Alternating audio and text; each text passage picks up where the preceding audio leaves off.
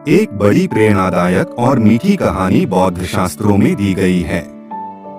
बुद्ध जब युवा थे, उनके पास सब कुछ था। सुंदर पत्नी थी और उसी रात उनको बेटा भी जन्मा था, जिस रात उन्होंने सब कुछ छोड़ा। बुद्ध ने उसका नाम राहुल रखा। यह नाम उन्होंने बड़ा सोचकर रखा। राहुल का मतलब होता है राहु, जिसके चक्कर में कभी चांद पड़ जाता है तो उस पर भी ग्रहण लग जाता है। तो बुद्ध ने कहा है कि यह लो बेटा और हो गया आज, और मैं भी आज ही भागने के मैं विचार बैठा था। पत्नी रोकने को काफी थी, पिता रोकने को काफी थे, और राहुल भी आ गए हैं। यह राहु भी आ गया। अब इस बेटे का मोह मुझे रोकेगा, इस डर से कि अब कहीं यह बेटा का मोह मुझे न रोक ले। वह उसी रात भाग गए।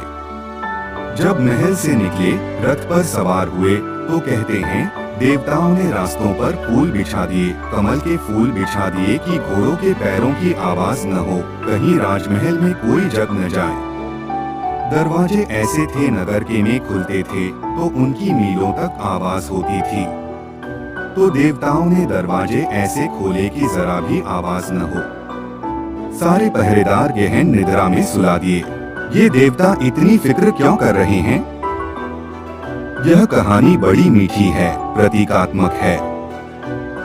यह इतना ही कह रही है कि सारा अस्तित्व आह्लादित होता है जब कोई व्यक्ति सत्य की तरफ उन्मुख होता है। सब तरह से सहारा मिलता है, सब तरफ से सहयोग मिलता है। फिर जब महल छोड़कर दूर वन में निकल आए और अपने सारथी से कहा कि अब तुम लौटा ले जाओ रथ को, मेरे इस प्यारे घोड़े को, और हो सके तो सबसे कहना मुझे क्षमा करे। मैं चला जंगल, मैं सत्य की खोज पर निकला हूँ। उस बूढ़े सारथी ने आंखों में आंसू भरे हुए कहा, आप यह क्या कर रहे हैं? यह सुंदर महल, यह सुंदर पत्नी, ये सब सुख भोग आप छोड़कर जा रहे हैं। इसी को पाने के लिए तो हर आदमी तड़प रहा है। आप होश में हैं? बुद्ध ने कहा, मैं पीछे लौटकर देखता हूँ, मुझे तो महल नहीं दिखाई पड़ता, केवल लपटें दिखाई पड़ती हैं।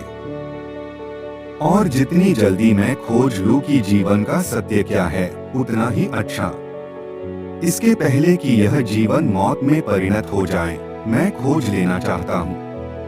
मैं सब दांव पर लगा देना चाहता हूँ, सब छोड़े को तैयार हूँ। बुद्ध ने जिस परिपूर्णता से यह बात कही, कहते हैं वह जो बूढ़ा सारथी था उसकी भी समझ में आई। बात तो सच थी, जीवन उसने भी देख लिया था। पाया तो कुछ भी न था, लेकिन अभी तक उसे ख्याल न आया था कि जीवन के पार भी कोई जीवन हो सकता है। कहते हैं वह भी उतरा और बुद्ध के पीछे जंगल में प्रविष्ट हो गया। मगर यहाँ तक बात रुक गई होती तो भी ठीक थी। इतिहास नहीं है, यह पुराण है। कहते हैं बुद्ध जब समझा रहे थे सारथी को, तो घोड़े ने भी सुना। घोड़े को भी बड़ा प्रेम था। उसकी आंख से आंसू टपके, और जब बुद्ध और सारथी भी जंगल में चले गए तो घोड़ा भी जंगल में चला गया। मुझे बड़ी प्यारी लगती है कि घोड़ा भी जंगल में चला गया। उसे भी बात दिखाई पड़ी कि जब बुद्ध के जीवन में कुछ नहीं, जब मनुष्य के जीवन में कुछ नहीं है, तो मुझ घोड़े के जीवन में क्या रखा है। उसकी जीवेशना बुझ गई, वह भी खोज पर निकल गया। बाद में किसी ने बुद्ध से पूछा है कि उस घोड़े का क्या हुआ। बुद्ध ने कहा कि वह सत्य को खोजते मर गया। भविष्य में कभी प्रबल जीवेशना ही तुम्हें उस घड़ी ले आती है जहां जीवेशना गिर जाती है। जीवेशना में दौड़ दौड़ कर एक दिन पता चलता है इस जीवन में कुछ भी नहीं है। जिस दिन यह पता चलता है उस दिन पलट गए, उसी दिन पलटू का जन्म, उसी दिन तुम लौटे। उस दिन तुम्हारी नई खोज शुरू होती है।